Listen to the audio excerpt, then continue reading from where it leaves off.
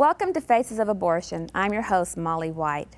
Faces of Abortion is the only television program of its kind that deals with the painful truth of abortion. You will hear powerful testimonies from women who've experienced abortion and the devastation that it brought into their life. You will hear the truth about abortion from scientific and legal evidence that you may have never known. You will also be given practical steps that you can take to help end abortion in America. And if you're hurting from abortion, we want you to know that Jesus saves and He forgives and He heals. We also have a 1-800 helpline number that you can call and talk to a caring person on the other end who will listen to you, pray for you, and help you find an abortion recovery group in your area to help you heal from abortion. So it just overwhelmed me. And I felt the only way to escape the pain was to take my life. I had a fear that I wouldn't be able to have my own children. It brings heartache. It brings hurt. And I knew they were tearing my baby apart. I remember the cold feeling of the room. I remember laying there and I just said to myself that I will never forgive myself for what I'm doing. I believe that my life was spared that night just so that I could be here right now and say abortion hurts women.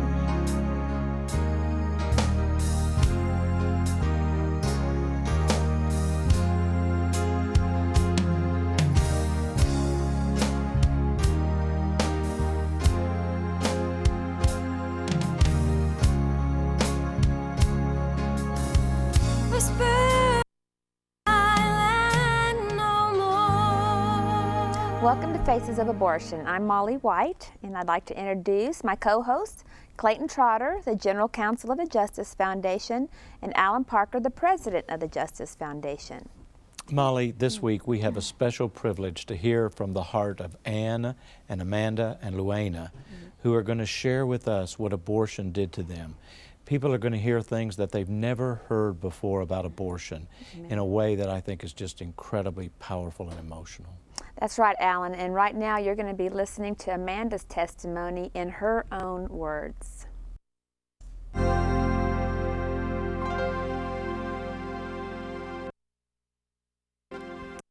My name is Amanda Kaysen, and I'm here today to share through my testimony that abortion hurts women. Abortion kills. Not only does it kill an innocent child, but it kills a woman emotionally, spiritually, and sometimes physically. Abortion kills dreams, relationships, and a woman's sense of self-worth. At least that's what it did to me. Abortion not only killed 3 of my 4 children, but it killed a piece of me too. At the age of 15, I became pregnant by a man of another race. My parents were embarrassed and they were devastated, and they gave me choose the life of my child or lose the support of my family. I chose my baby. I was kicked out of my home, and I was not offered any support from my family. I went to live with the father of my child, who was unwilling and unable to financially support me. Hungry and desperate for help, I called my mother to ask for $1 for a loaf of bread. Her response was starve to death or dig out of a dumpster to eat, or I could have an abortion and come home. I felt abortion was my only option. My mom wouldn't give me $1 for a loaf of bread, but she paid an abortionist $450 for the life of my child. The right for me to choose was taken from me. I was not told about the lifelong consequences or the risk of abortion, nor was I told about the other options that were available to me. Instead, I was told that this was the best decision for me, and my mother assured me that everything would be okay. Little did she know that that day, my hopes and my dreams, my chance at a normal life were killed, along with my unborn child. Nothing would be okay for a long time. After my abortion, I tried to find relief through drugs, alcohol, and sex. I suffered a failed marriage and bonding difficulties with my son. These were my ways of trying to hide and mask the pain and the shame that I felt from my abortion experience.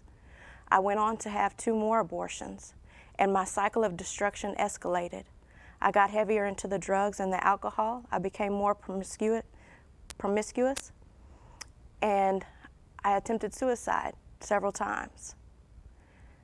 I was devastated. I didn't know where to turn. I hated life. I hated myself. I hated my mom, and I hated God. And I felt to die was my only way out. In 2001, sitting on the edge of my bed with a sawed-off shotgun pointed between my eyes, I cried out to God. I couldn't take my own life. And God heard me, and He answered my prayer. And He laid out a plan for my healing. I went on to volunteer at a Hope Pregnancy Center. But before I could become a volunteer, I was asked to go through the post-abortion counseling education program. It was there that I found hope.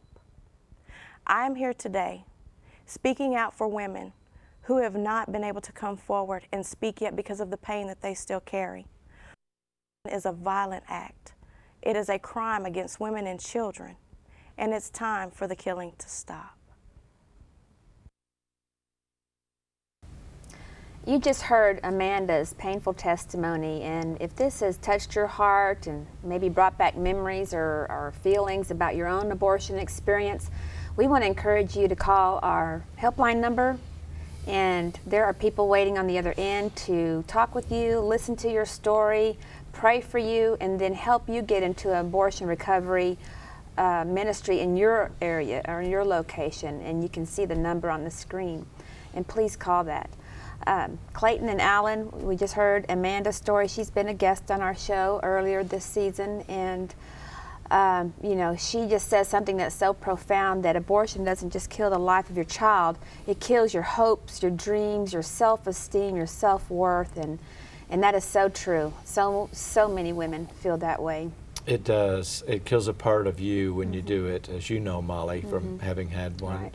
And I was just struck too with the harshness of her parents in that first abortion, and maybe they didn't know the destruction that would happen because abortion is safe, quote, quote, and legal. Right. But the lie, that's a lie, Right. and it leads to destructive consequences in a woman's life, and she showed it. Yes, and it's so painful to be rejected at that time in your life when you're pregnant, and to be rejected. You know, I felt rejected by my parents as well during my third pregnancy, and they didn't want me to have another child, and felt pressured into having an abortion, and that's just so, it was that thing, I think, is them not loving me enough to love my child too. And even if the young girl is too young to raise a child, there are 2 million people in America waiting to adopt. They want to have a loving home. And they're going to tremendous trouble to find children overseas or to go through painful in vitro fertilization techniques. Right. But there can be a loving place for the child, and then the young girl doesn't have to go through the agony and pain that Amanda went through. Well, real quick, there's a misconception about adoption that a lot of people think, oh, I can never have a baby, then give my baby up for adoption. But we've worked with women who've given their children up, and there's open adoption, that if you want to have a relationship with your child, you can work out with the adoptive parents an open adoption to where you can stay in contact with your child, or you can have a closed adoption. But with women who place their babies for adoption and women who abort their babies, there's a big difference, because we will never have an opportunity to have a relationship with that child again when we choose abortion. As to where adoption, you always have an opportunity to have a relationship with your baby and your child. What you're giving up is a lifetime of pain and suffering when you Right. give up the abortion Right. and you give life to your child. Right. Well, and we've had ladies who testified, in fact, one lady who had an abortion, had an adoption, gave birth and had an adoption, then became a single mom and kept the child, and then got married and had another child. So she actually